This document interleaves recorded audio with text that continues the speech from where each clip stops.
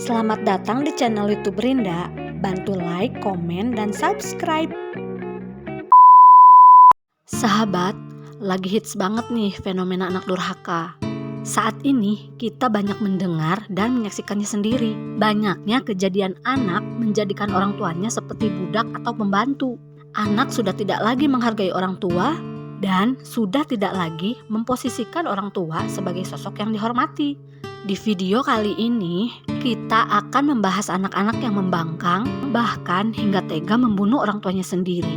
Yang pertama, ada Isabella Guzman. Gadis yang bernama lengkap Isabella Yunmi Guzman ini ditahan tanpa jaminan pada 28 Agustus 2013 karena telah menikam ibunya yang bernama Yunmi Hoy, 47 tahun hingga tewas. Ayah tiri Isabella yang bernama Rian Hoy mengatakan pada pihak berwenang bahwa Isabella dan ibunya memang sudah sering bertengkar. Sebelum pembunuhan terjadi, Isabella sempat meludahi wajah ibunya, mengancam dan amat sangat tidak menghargai ibunya. Dan kejadian nahas itu pun terjadi.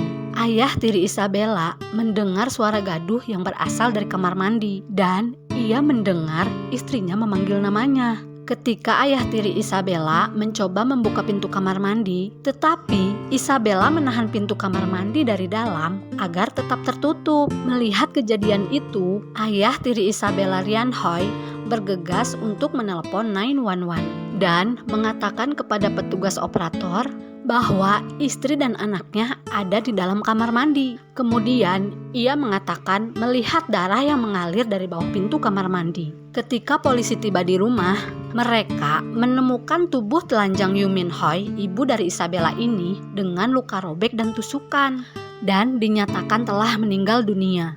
Hasil otopsi menunjukkan terdapat 31 luka tusukan di wajah dan 48 luka tusukan di leher.